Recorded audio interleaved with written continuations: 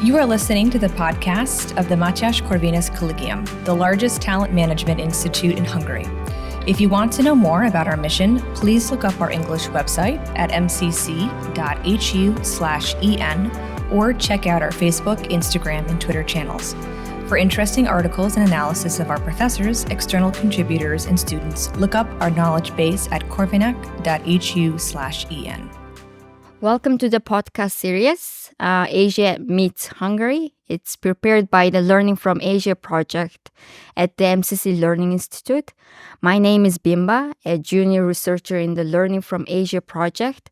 Within the project, we have an Asian PhD student community, and this community is called Asian PhD Forum.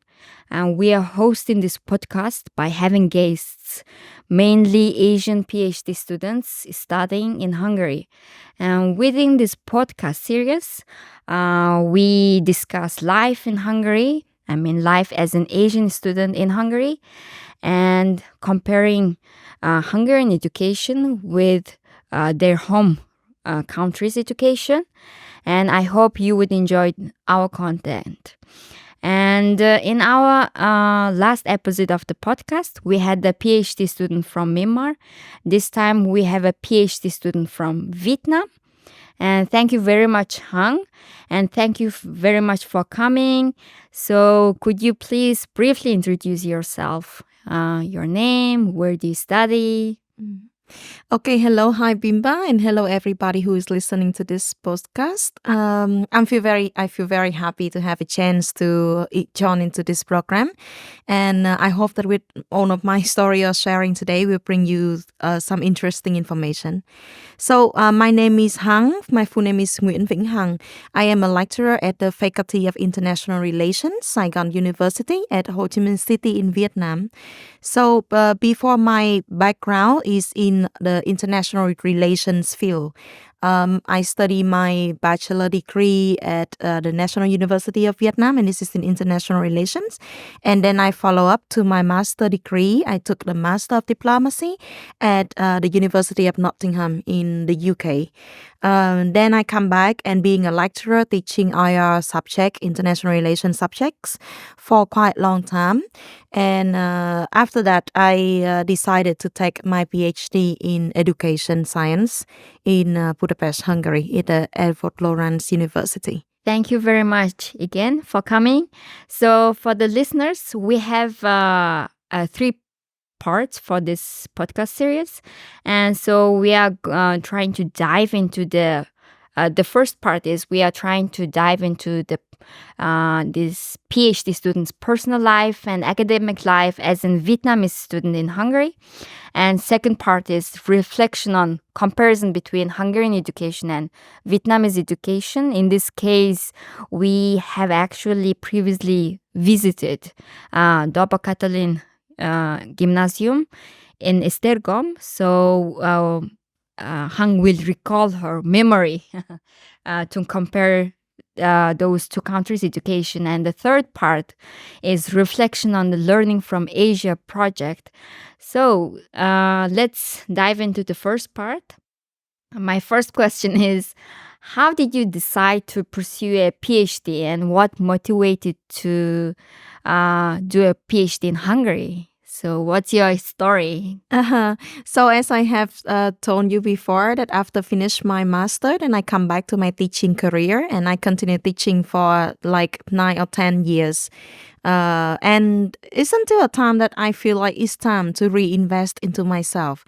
Like you have used the knowledge that you gain via your bachelor degree, via your master degree, and also, of course, by your own research during the time you were teaching and lecturing as well.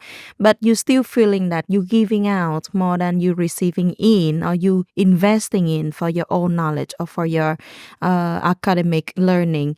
So that's why there's just a point of time that I think that it's the time for me to to reinvest the knowledge to myself. I need to put more knowledge into me, and I need to learn more, gain more before I can continue to being a lecturer and giving it out to all of the bachelor students that I was teaching at my home country. I think that's quite a natural process that during the career, sometimes people will just not just in education, but in all the career and especially in education, it's called lifelong learning, right? Yes. So it could be like, it could be like the time that it's not like you said you finish the study part and then you've just focused on working, but the study part will be always there, and you only need to motivate yourself to learn more and to update right. with more knowledge and information. So that's why I came to the PhD process.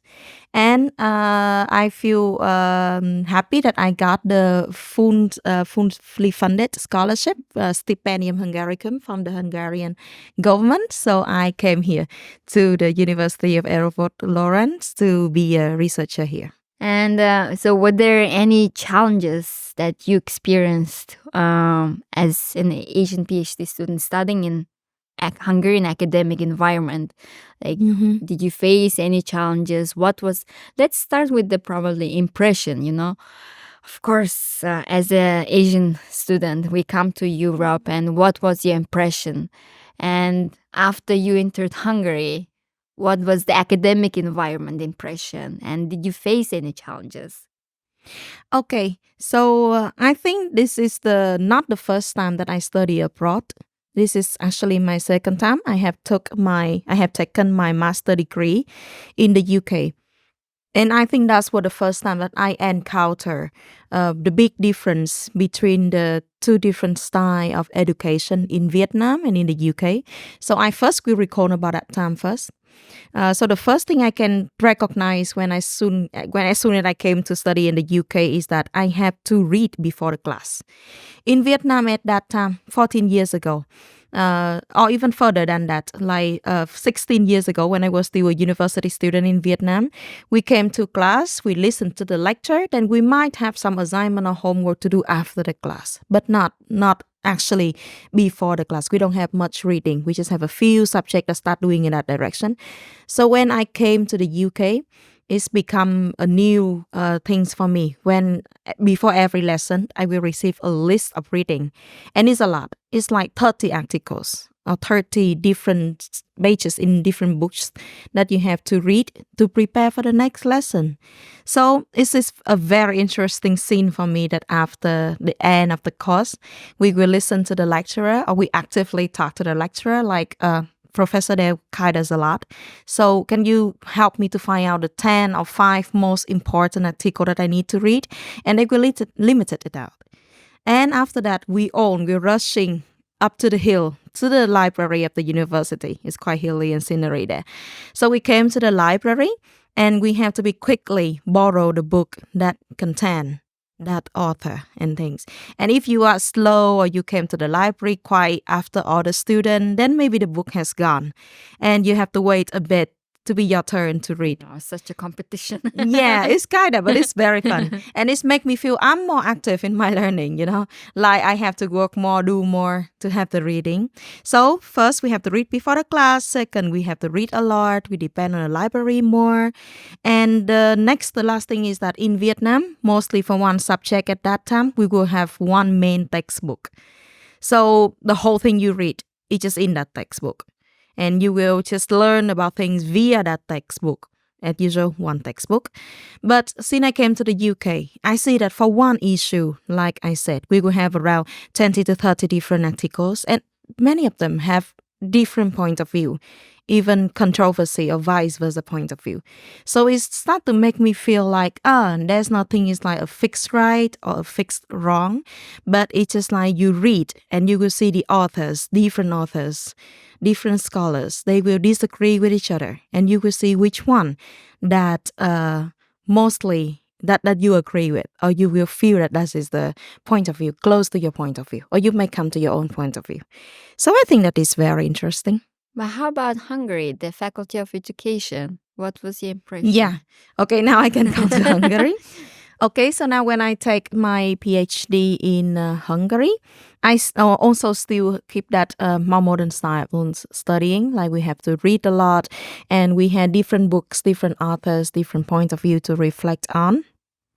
And the new thing for me now in my PhD program is that I recognize that we have here in Europe, we have a very high level of a common education area. It's just as a very high level. Like, for example, first of all, like personally for me, I take the EdIT program within the Doctoral School of Education. But because I want to focus on teaching IR field, the discipline is teaching international relations within the big aspect of education, science.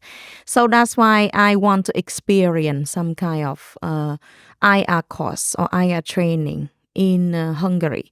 That's why I take 3 courses or 5 courses from the PhD program of international relations, from the faculties of social science and humanities. From ELTE University. The social science faculty. Yes. Wow. So actually, my score is not just from one program like EdIT, but the collected courses I have finished is actually the joint program from the 2 faculty from ELTE University. So, and this is it's not like we don't have any precedental case for this, but actually I'm kind of one of the first student, but I just discussed my wish with my supervisor, and he said that that's the right direction to go, that you can experience there. And he worked together with the head of the program from that faculty, and yes, I can chant, and I become like kind of a chant student.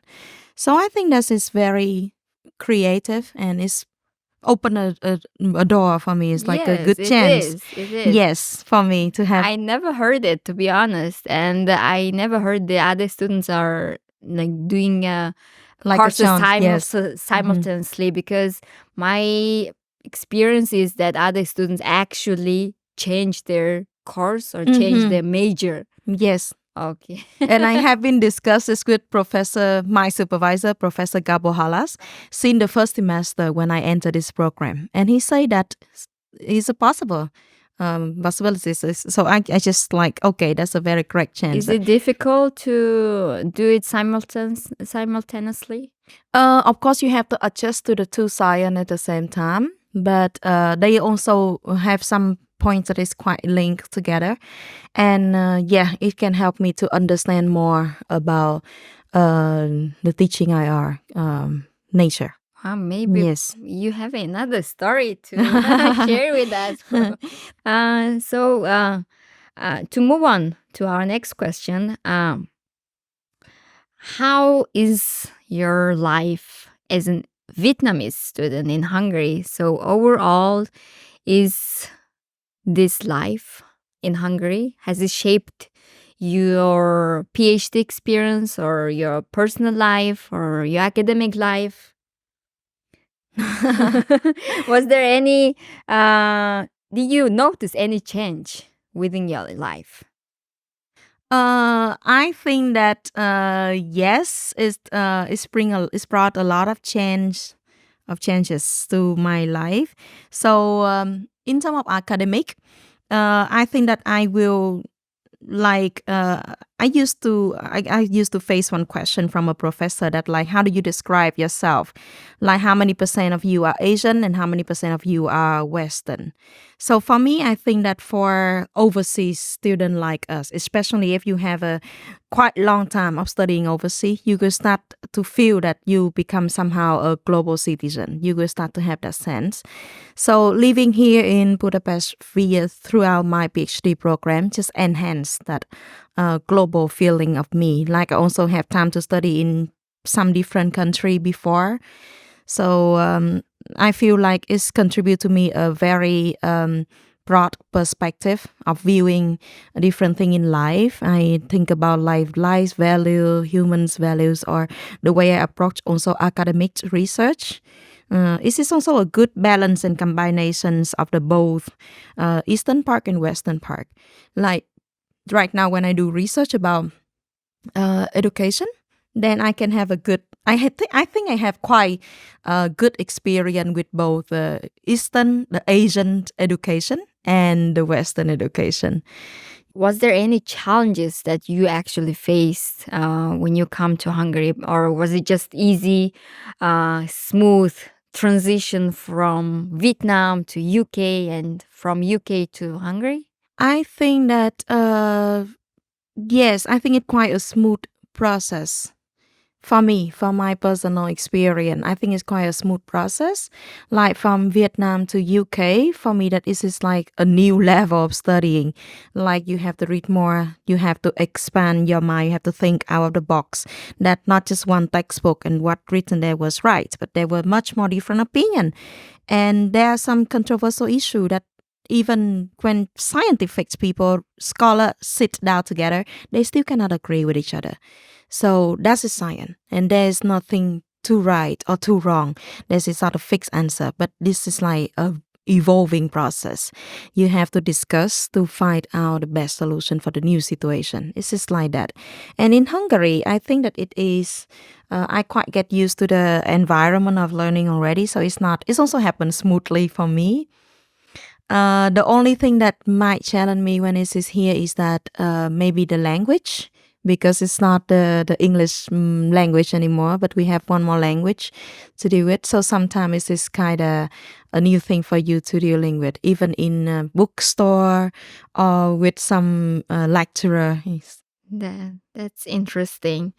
Because when I hear about the other students, not only Asians, actually, other students, they say, oh, it was difficult because it was black and white differences from their own respective countries. And while they come to Hungary, adjust into the new system, new education, they often say that it was really different from their country. And it's very interesting to hear that you had a very smooth transition. Thank you. Probably you are the first person that I have ever heard. Yeah, probably. I think one of the few person.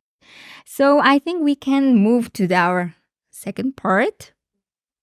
It's to mention the background story. We have actually visited a Doba Catalin Gymnasium in Esztergom last October, and we had the chance to observe the class, and we had the chance to get introduced to the school, talk with the teachers and students. So as in Vietnamese student, I would like to ask you to recall your memory.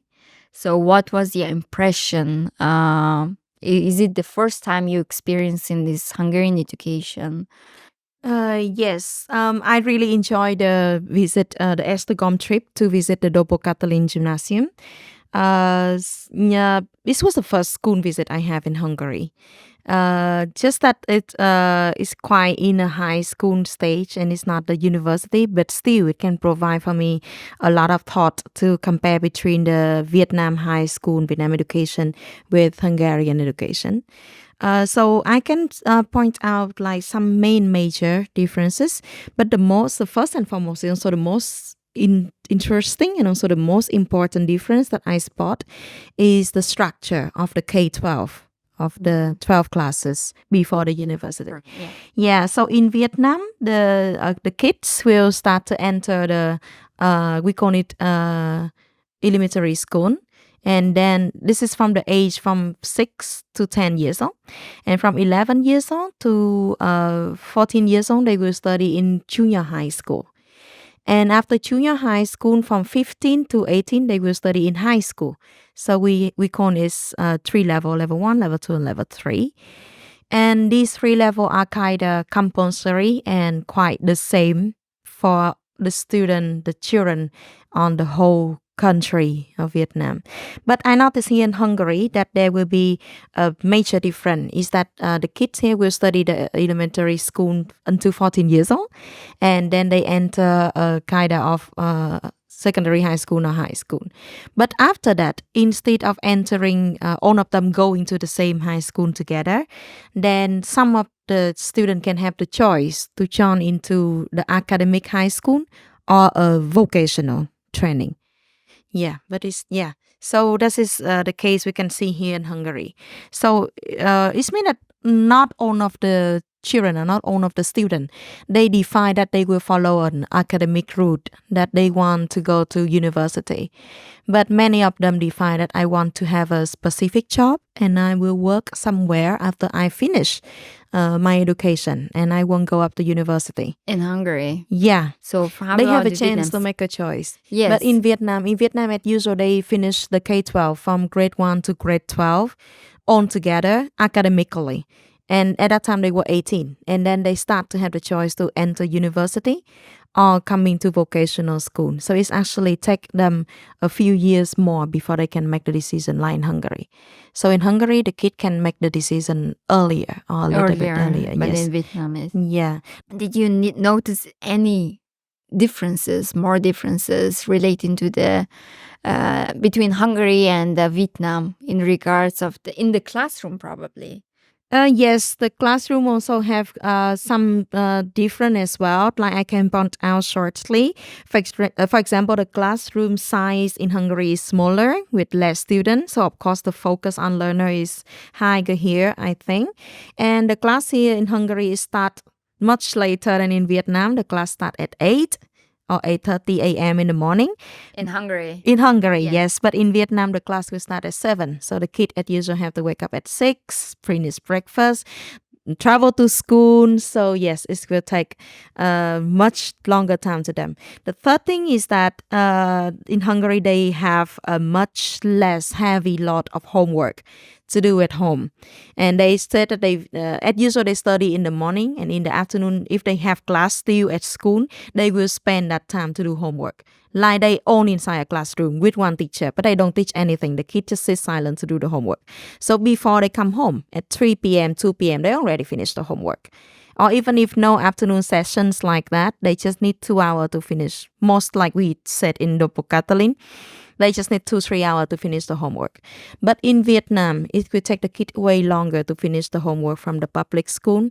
And in Vietnam, the parents also believe that the more the kids study, the more benefit. No harmful thing. Yeah, So that's the Asian parents' attitude. That's typical, you know? yes. It's very common. The knowledge, the education is the priority. Yeah. And they even can sacrifice their life, their personal life, and just to support their children's education. Yeah. So many of my students, they experience the extra cost until 11 p.m. at night. And they finish at 11 p.m. They start to shower and go to bed around 12 or 1, and they wake up at 6 for the next day. So I think that this is a very heavy workload for them. So that is the difference. Mm-hmm. I think in my country, it's a bit less hour of studying. I don't think it's 11 p.m. Okay, at least in my experience. I never studied until 11 p.m. But we have a tutoring process. Tutoring, the shadow education. After the school, if the children wish to learn something more, they have a tutoring. But if they do not, no. But I don't think it happens until 11 p.m. In Vietnam, the popular extra course time will finish at 9 or 9:30 p.m. But I personally know many high school students finish their last course at 11. Wow. Yeah. That's amazing. And you studied until 11 p.m. No. For me, I'm quite a different cases as well, because I'm one of the Asian students that don't go to extra course. Okay. Yeah. So via my high school time, I don't really like extra course, and my parent also don't like it as well. So I don't actually take it. I didn't. Sometimes it's ridiculous to spend extra money, but sometimes, of course. But that's also lead to another point that's different. That in Asia, certificate is something really important. Yes, it does. We need the certificate. Yes, we need the proof. paper. Yes. We need the paper. But in Hungary, no. Like, for example, with the case, I talk about the student who study until 11 p.m. That's for the IELTS certificates, the English certificate. The English proficiency language certificate. Yes, it IELTS, yeah. Or TOEIC or TOEFL. They will take one of those certificates. Yes. And that is very popular among Asian students. Korean, Japan, China, Vietnamese, Thailand. That's all of the country. But in Europe, you can see that if you ask some of Hungarian students here, they don't really kindly know what EITL certificate. Really? Yes, or TOEIC certificates or TOEFL certificate. They don't even listen about it. It's it's very new concept for them. But vice versa, they speak Yeah. 2 or 3 different languages here. Yes, they do. That's the interesting That's the best part in Yes. Europe. To be honest, I'm not sure, but I'm just impressed from the Double Catalan school that how the kids, the students were able to speak in English fluently, because at their age, I'm pretty sure I was struggling to build one sentence or build a paragraph. That's true. But they were debating with each other. Yes. And I'm like, what is happening? Yeah. They have quite good foreign language level here without many of the certificates. Yes, and I really enjoyed the classroom observation. And the English, even the teacher's guidance were clear. So we could actually follow up what is happening. But if I remember, we had a different classroom observation, right? Yes. Mine was debating class. So the teacher was actually asking the students to debate with each other on the certain topic. So how was your classroom observation? For me, I have 2 classroom observation on that day in the Instagram trip, but both of them are the lecturing. The first one is the presentation of the student. 1 or 2 students toward the class. It's like a mini quiz about Hungary to welcome us.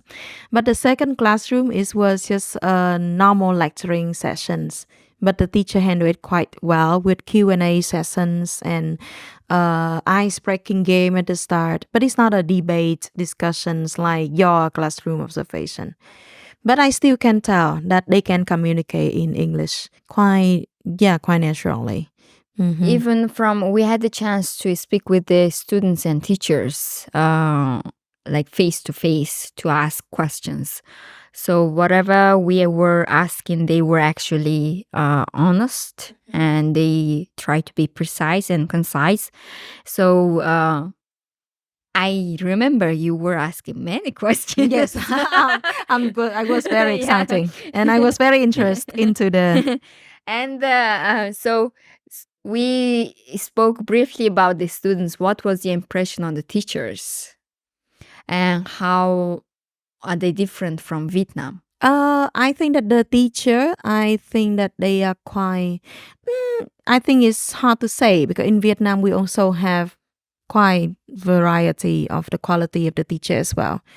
Some of them are also, actually many of them are also have very good professions, both professional knowledge and teaching method, both of that very good. So they also have the warming up breaking question like in the start of the sessions. They also use PowerPoint. They also start the class with videos to open up with question for the student. And in the classroom right now, we also have the presentation. We also have seminar. We also have teamwork. And we also do project-based learning in some courses at the university. And project-based learning for some courses in high school as well for younger kids. So I think that is in terms of the quality and the professional knowledge and the teaching method of the lecturer, I think it is quite relevant to Hungary. Not much different, yes. And so if we go to the Vietnamese education in the classroom, when you were observing, was there any specific differences that you were shocked? I think that may be about the way the students sit inside the classroom. What do you mean? I mean, in Hungary, the student, like each of them will have one table, and this is they're quite far from each other. They're quite separate. In Hungary, they quite have space to move. Yes, and as I said, the classroom size is smaller in Hungary. Yes, in Vietnam, you may feel we have a bench, a long bench, and a long desk, and in one bench it could be up to 4 students, or a short bench could be for 2 students. So the students are like very side by by side next to each other, and in one classroom is kind of more crowded. In the time I still come to high school, we have like 50 students in a junior high school in one classroom, more than 50. 50. Yes. Wow. One of my With class one teacher. number. Yes, it's 54 actually. Wow. I still remember. And then when I go to high school, it's reduced to 30 something, but as I'm kind of in a selected class, so it's smaller size, but other class is the same crowded.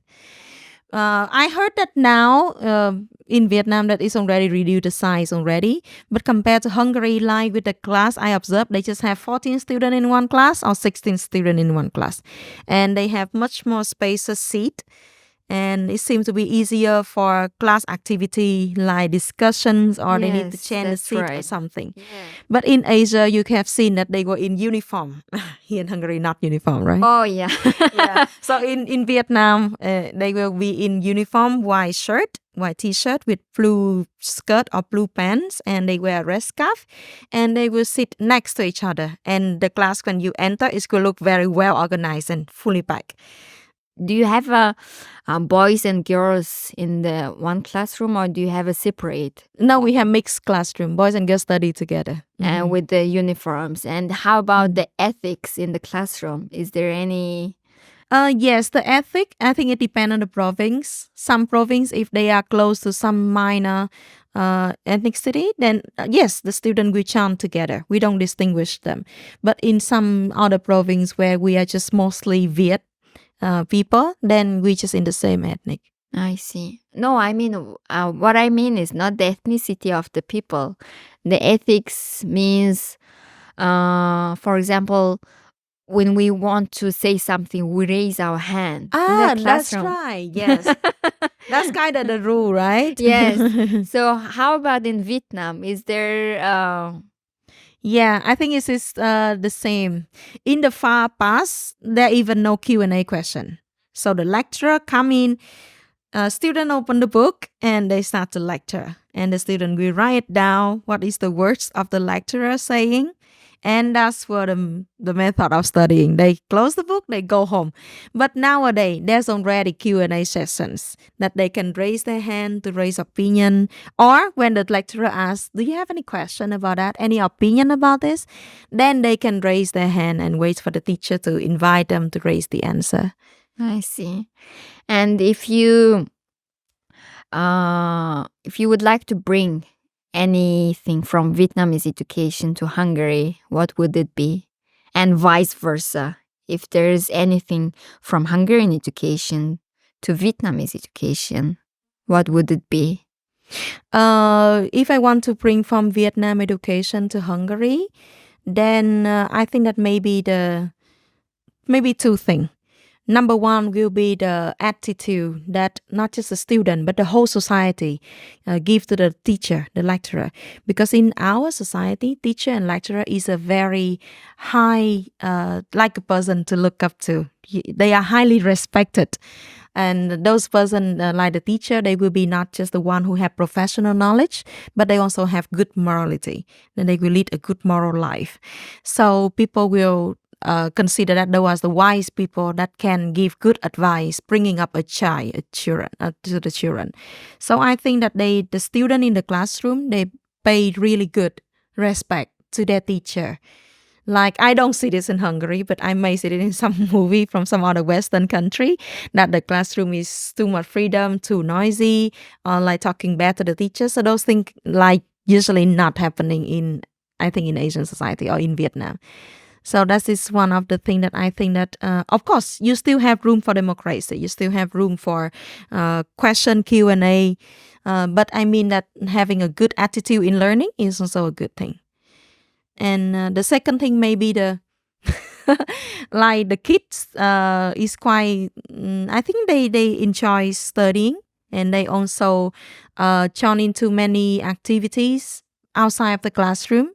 Like nowadays in high school in Vietnam, they will have some museum trips, or they will start to raise some project like introduce about museums in the start of the semester, and the children will work together to record video.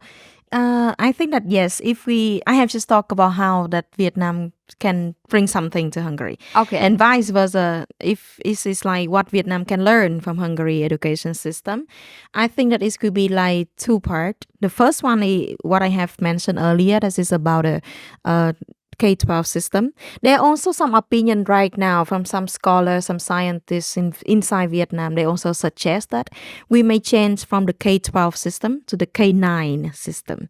So instead of having 12 years, the kid could study the same thing together in the whole country, then it should just be 9 years. So it's 3 years earlier, 3 years shorter. So after the K9, after the 9th class, the 9th year, then the student can have the choice to continue in professional academic high school, like the gymnasium here, or to the one that more in the way of vocational training. And the one who finished the vocational training can go to work. And the one who finished the academic high school, like the professional academic high school, like gymnasium here in Hungary, they can continue to university. So it is one of the direction I think that is also might be a good way to consider or to think of, because this could be very useful for many students, many family, that they decided that, we don't wish for our child to follow into an academic career, but we want a more practical career, like being a worker, work in a factory, or being a mechanic man, or being like Engineer, a cake baker. yes. Yes. Yeah, cake baker, exactly. Yeah, that's why they could come to the vocational trainer in an earlier, and this could be saving more time, more energy, and more resources, finance as well. So I think this is good.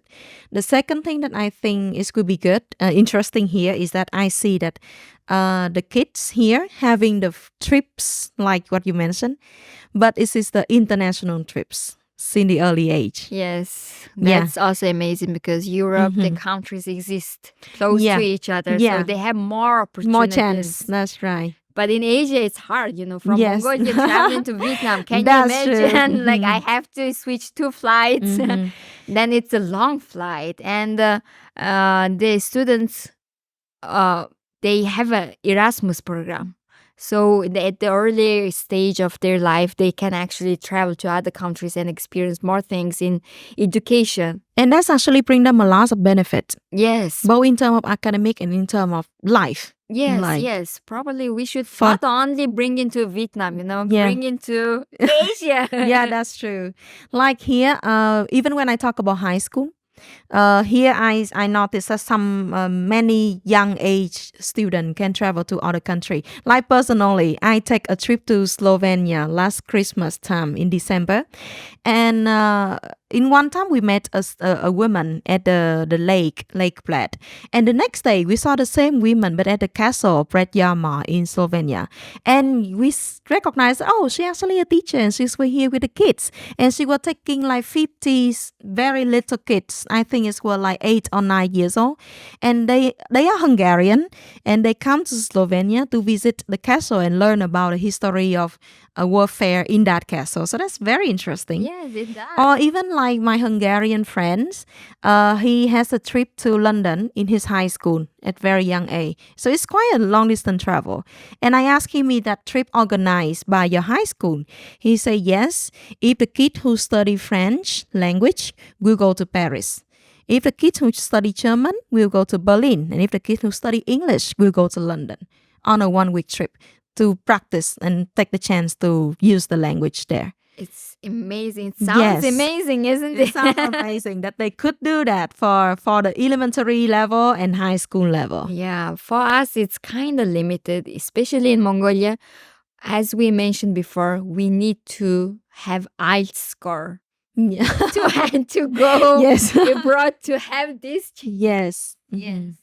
I think the reason is because of one side is because of the transportation in Europe. The second thing is because of the education system. It's really like very creative and very supportive for credit of learning abroad like this being approved in one school. That's why they were encouraged to take the trip. Yes, exactly. The networking system in education is very transparent, integrated, well-informed to the students. So that's why they had the chance. That's very true. Now we are moving to the part 3, which is related to Learning from Asia project. So I would like to ask very few questions. Actually, it's kind of brief. What's your reflection on the Learning from Asia project, and how is it impactful in your PhD journey and your personal life? Is there anything that was impactful? At first, when I came to the Learning from Asia project, and I think not just me, but many other PhD students and even some scholars that were invited to the program also make the question, what to learn? Yes, because this is like, as usual, we kind of have one way of thinking traditionally that Asia should learn from the West. Because the West is more advanced, more modern, they are more integrated, they have a more effective higher education area. So what Asia should learn from the West? Asia should learn from the West more than that the West can learn something from Asia. So the first thing is that that's an interesting topic. And I also wonder how and why. But throughout the process of attending the conference and all of the Asian PhD forum, then I also see that, yes, that's true, that there are many different things that the West can learn from Asia. Like one of the things I mentioned before is also maybe the highly respected position of the lecturer in the society. Yes, and another thing is that in my IR teaching field, I also start to observe more things that show that Asian is somehow more creative and dynamic right now. The first thing is that in many institution and university that teaching the international relation discipline, that in Asia, they effectively divided into different sub-major. Like the student there, they study for 8 semester, and after 2 first year, when they enter the 5th semester, they can choose a sub-major. And it can divide it into international law, international economy, or international politics. Or in some other school, they can divide it into focus on Europe or America or Asia or Australia. So they can divide it in different sections of the world. So I think it's like they have choice for the student. But surprisingly, when I conducting the interview with some of the IR university student here in Budapest, I have conducted 3 university already here, including even the top one like LT Corvinus and BBG. Then it's also mean they say that like actually they mentioned that we can choose the sub-major, but finally when we come to the time, then they say actually we just have one major, that is European integration, and there's nothing to choose. You just have one choice, so it's not actually a choice. So that's one thing. And also I ask those students that, do you have any simulations study method in the classroom? Like, for example, you guys simulate a meeting of the UN and debate about one issue, for example, the Ukraine-Russian war or the Israel-Palestine issue. And they say that it's, no, we have never done any simulations, but mostly and also they don't do the project-based learning. And also, I see that like in the curriculum study of the IR field in Hungary, somehow they focus more on some subject like the Soviet Union, the Soviet bloc.